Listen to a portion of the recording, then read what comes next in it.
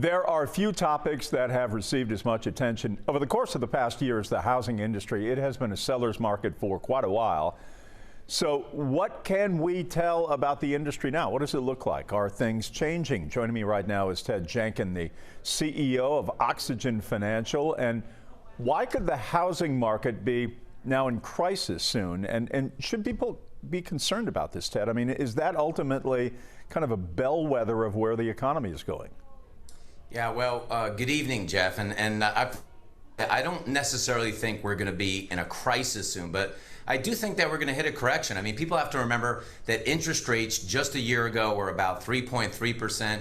Now they've grown to north of 6.6%. And what happens is that this interest rate growth, it really puts downward pressure on housing prices. So new home sales are down about 30% year over year. Existing home sales are down 20%. And I think, Jeff, what we're going to see in Atlanta is a game of stalemate between buyers and sellers. The sellers don't want to sell because they want those high prices. The buyers are waiting for the market to come down. So that's why I don't think we'll necessarily see a crisis, but I do think a 10 to potentially 20% correction is in line. This median home price of $400,000 was quite high, and it's probably going to come down a little bit. And again, it depends on your zip code. I mean, in-town is booming at such an extraordinary way that in all probability, housing will be less impacted in terms of decrease because of the amount of industry that continues to come here.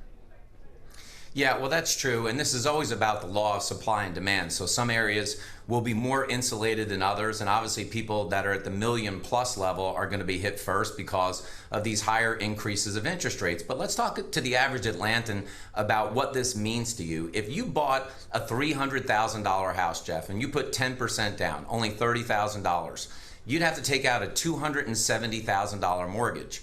A year ago, when interest rates were roughly 3%, your payment between principal and interest would have only been $1,138. Today, at 6%, it's $1,619.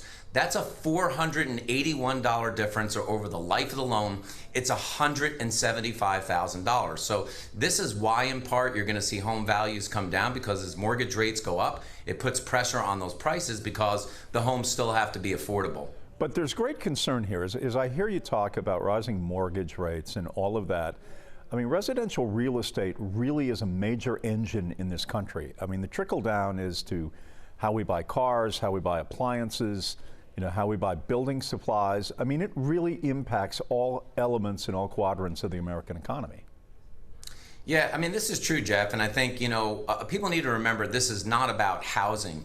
It's about taming inflation. This is why all this is happening to begin with, because still last month, inflation was at 8.3%. And when you look at the job of the Fed and what they are supposed to do, they're supposed to make prices stable, and they're supposed to keep us at full employment. So employment is still at 3.7%. That's good. But interest rates will continue to rise in all manners. Credit cards, you're going to see it on your auto loans, you're going to see it on your home equity lines of credit until inflation is tamed.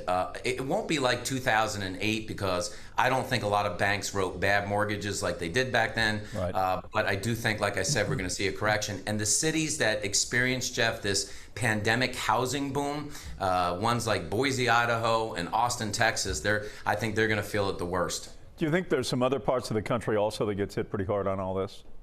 Yeah, absolutely. I want to call it South by Southwest, but if you think about everything between Phoenix and Arizona, all the way across to Texas, all the way to the people who left those high income tax states to move to Florida, where they had zero taxation, all of those states are going to get hit harder in prices right now, because beach towns, for sure, they soared, Jeff, during the pandemic.